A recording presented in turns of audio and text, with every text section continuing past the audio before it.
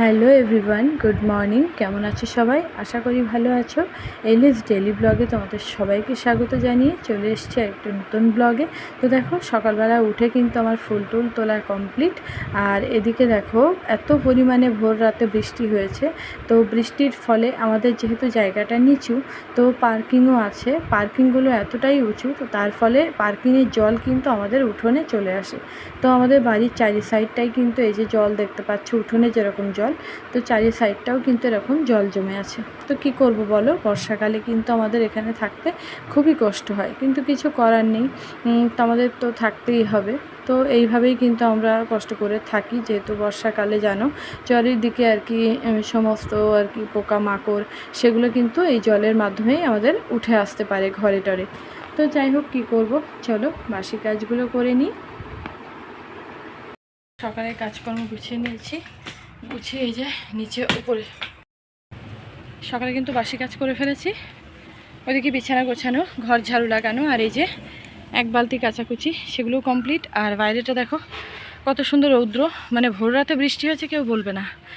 আর সকালবেলা কিন্তু একটা সংসারের একটা বড় জিনিস হচ্ছে কাচাকুচি। তো এগুলোকে যদি কেচে আর কি জায়গায় ঠিকঠাক জায়গায় দিয়ে দেওয়া যায়, তো মনটাও আর কি শান্তি হয়ে যায়।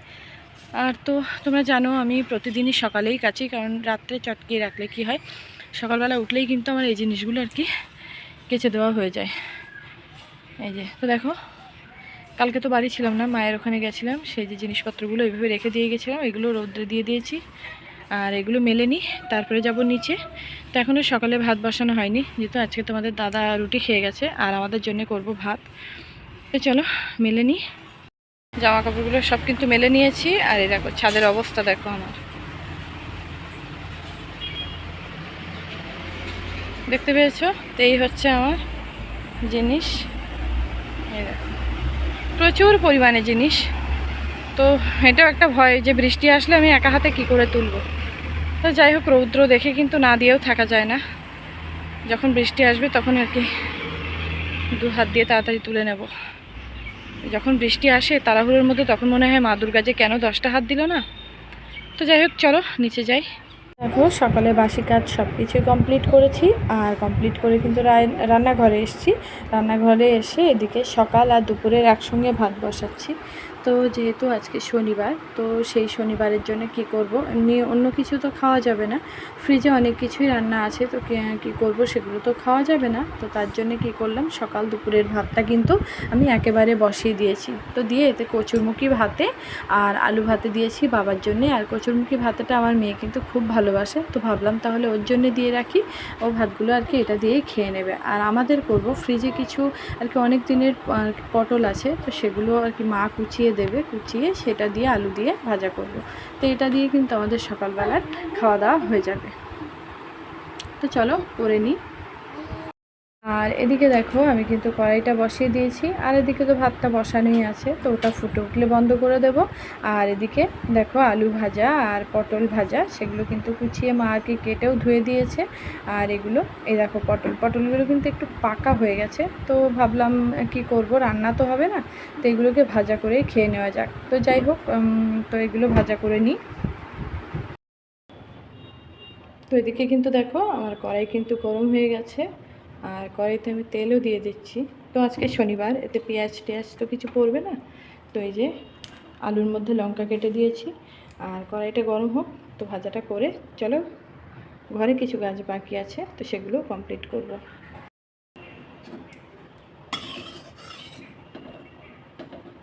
তো দেখছো তেলটা কিন্তু আমার গরম হয়ে গেছে, আর এদিকে ভাজাটা বসিয়ে দিই।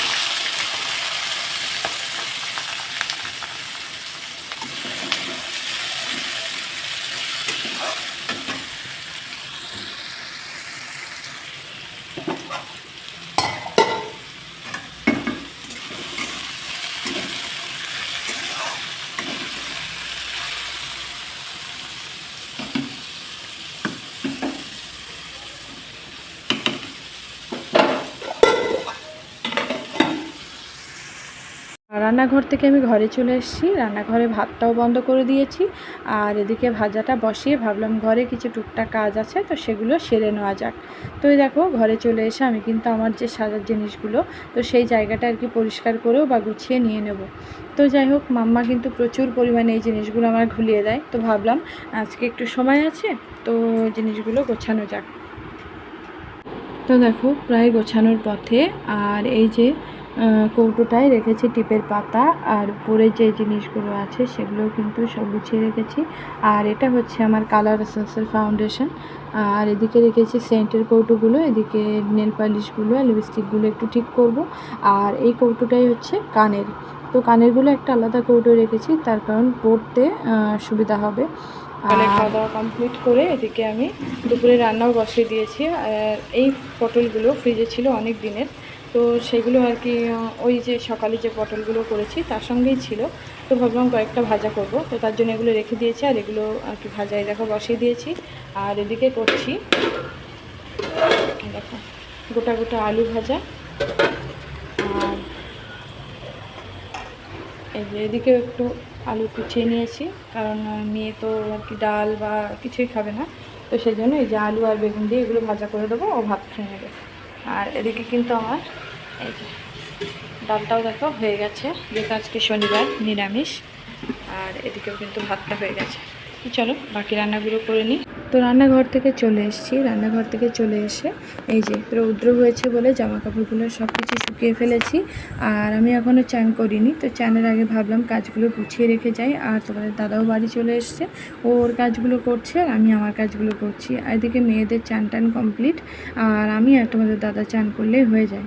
তো গেছে পাশে একটা কচুরলতি আছে, তো সেগুলো তুলতে, তো তুলে আনুক, তারপরে আমরা যাব চান টান করতে।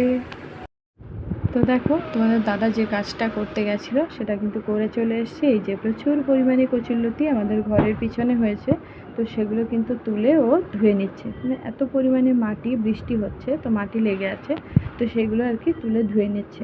তো ধুয়ে টুয়ে রাখার পরে এবার যাবো চান।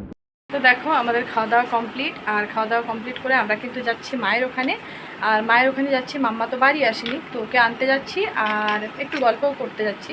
তো এদিকে দেখো আমার মেয়ে কিন্তু রেডি, আর তোমার দাদাও রেডি, ও গাড়ি বের করছে।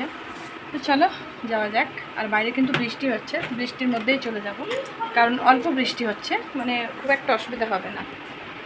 ফাইনালি আমরা বাইরে দাঁড়িয়ে আছি, আর আমার মেয়ে কিন্তু চলে যাচ্ছে ওদিকে। আর বৃষ্টি পড়ছে, তো বোনেরা সবাই ফোন করছে বারবার যে চলে এসো। তো যাই হোক তোমাদের দাদা বলছে চলো যাওয়া যাক, বৃষ্টি অল্পই পড়ছে, বেশি তো পড়ছে না। আর ও গেছে গাড়ি আনতে, তো এখনও বেরোয়নি। তো চলো একেবারে ওখানে গিয়েই দেখা হচ্ছে। তো দেখো ফাইনালি আমরা মায়ের এখানে চলে এসেছি, আর আমরা কিন্তু খাওয়া দাওয়া করে চলে এসেছি, কিন্তু মায়েদের এখনও খাওয়া দাওয়া হয়নি। তার কারণ মায়েদের বাড়িতে অনেক লোক, তো সেগুলো রান্নাবান্না করতেও কিন্তু অনেকটা লেট হয়। তো যাই হোক খাওয়া দাওয়া করে নিক, আর আমরা কিন্তু খুব আনন্দ করছি। আর এই দেখো আমার বোন বলছে দিদি তুমি কী মিষ্টি নিয়ে এসছো, ও যেটা নিয়ে এসছে সেটা কিন্তু আমিও নিয়ে গেছি। আর এদিকে মাম্মা তো বাড়ি নেই, আর পাপাকে পেয়ে খুব একটা আদর জানাচ্ছে। তো যাই হোক চলো একটু আনন্দ করে নিই। দেখো ফাইনালি কিন্তু আমরা বাড়ি চলে এসেছি, আর এই যে মাম্মাকেও কিন্তু বাড়ি নিয়ে চলে এসেছি। আর এই দেখো মাম্মার গিফট, এটা হচ্ছে মাম্মার গিফট, জন্মদিনের গিফট। তো আমার মেয়েকে যে পড়াতে আসে তো ওই দিয়েছে। আর এই যে এই একটা ওটা খাওয়া হয়ে গেছে, এই যে একটা এটা খুলে খাওয়া হয়ে গেছে। আর এই যে হচ্ছে একটা জন্মদিনের গিফট, তো এটা মাম্মার। আর ওটাও মানে দুটোই দিয়েছে মাম্মাকে, তো দিদি একটা খাচ্ছে আর মাম্মা একটা খাবে। আর খুব আনন্দ করলাম, আর বাপের বাড়ির থেকে আসার সময় খাওয়া দাওয়া করেই এসেছি। তো চলো মাম্মাকে এবার একটু বইটই পড়াবো। আর ও তো দুপুরে আর কি ঘুমায়নি, তো মনে হচ্ছে না যে ও কতক্ষণ আর কি জেগে থাকবে, বুঝতে পারছি না মানে আর কি জেগে থাকবে কতক্ষণ। তো দেখো বাড়ি চলে এসে মাম্মার বার্থডে গিফট মাম্মা কিন্তু পেয়ে গেছে। আর বার্থডে গিফট পেয়ে মাম্মা কিন্তু খুব খুশি। গিফটে কিন্তু ও চকলেট পেয়েছে, চকলেট সব বাচ্চারাই কিন্তু খুব ভালোবাসে। চকলেটটা খাওয়ার পর মাম্মাকে বই পড়াতে বসেছি, মাম্মা কিন্তু অনেক সুন্দর লিখতে ও পড়তে শিখে গেছে। তো মাম্মাকে চলো বই পড়িয়ে নিই। আর রাত কিন্তু এখন 8:30 বাজে। ভিডিওটা যদি ভালো লেগে থাকে লাইক কমেন্ট শেয়ার করে দিও, আর আমার চ্যানেলটাকে সাবস্ক্রাইব করে আমার পাশে থেকো। তো তোমরা কিন্তু আমার চ্যানেলকে সাবস্ক্রাইব করে আনসাবস্ক্রাইব করছো, তো প্লিজ তোমরা এটা করো না।